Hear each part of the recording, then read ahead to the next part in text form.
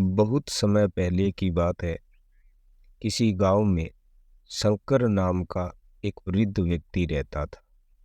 उसकी उम्र 80 साल से भी ऊपर थी और वह 40 साल के व्यक्ति से भी स्वस्थ लगता था।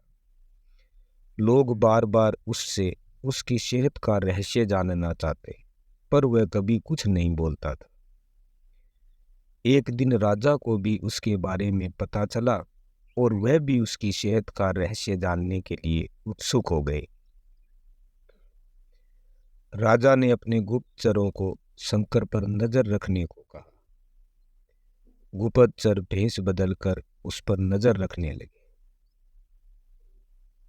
अगले दिन उन्होंने देखा कि शंकर भोर में उठकर कहीं जा रहा है। वह भी उसके पीछे लग गए।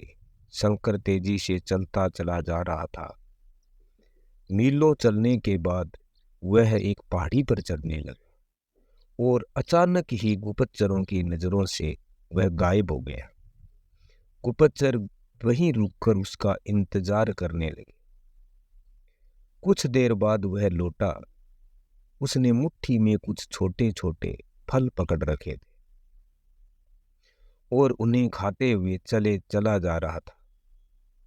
गुप्तचरों ने अंदाजा लगाया कि हो ना हो शंकर इन्हीं रहस्यमय फलों को खाकर इतना स्वस्थ है।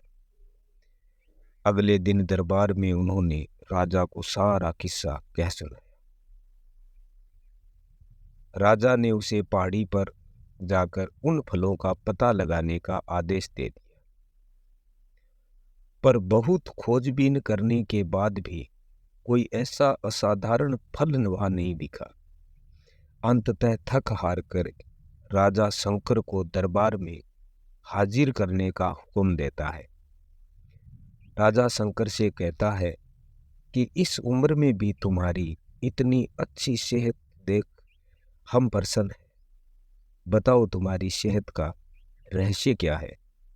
शंकर कुछ देर सोचता रहा और फिर बोला, महाराज, मैं रोज पहाड़ी पर जाकर एक रहस्यमय फल खाता हूँ। वही मेरी सेहत का रहस्य है। ठीक है, चलो हमें भी वहां ले चलो और दिखाओ वह कौन सा फल है। सभी लोग पहाड़ी की ओर चल दिए। वहां पहुंचकर शंकर उन्हें एक बेर के पेड़ के पास ले गया और उनके फलों को दिखाते हुए बोला, हुजूर, यही वह फल है जिसे मैं रोज खाता हूं। राजा क्रोधित होते हुए बोले, तुम हमें मूर्ख समझते हो। यह फल हर रोज हजारों लोग खाते हैं, पर सभी तुम्हारी तरह सेहतमंद क्यों नहीं है। शंकर विनम्रता से बोला, महाराज, हर रोज हजारों लोग जो फल खाते हैं वह बेर का फल होता है, पर मैं जो फल खाता हूं वह सिर्फ वे बेर का फल नहीं होता, वह मेरी मेहनत का फल होता है। इसे खाने के लिए मैं रोज सुबह 10 मील पैदल चलता हूँ, जिससे मेरे शरीर की अच्छी वर्जिश हो जाती है और सुबह की स्वच्छ हवा मेरे लिए जड़ी बूटियों का काम करती है। बस यही मेरी सेहत का रहस्य है। राजा शंकर की बात समझ चुके थे। उन्होंने शंकर को उचित इनाम दिया और अपनी प्रजा को शारीरिक श्रम करने की नसीहत दी। मित्रों, आजकल टेक्नोलॉजी ने हमारी जिंदगी बिल्कुल आसान बना दी है। पहले हमें छोटे बड़े सभी कामों के लिए घर से निकलना ही पड़ता था, पर आज हम इंटरनेट के माध्यम से घर बैठे बैठे ही सारे काम कर लेते हैं।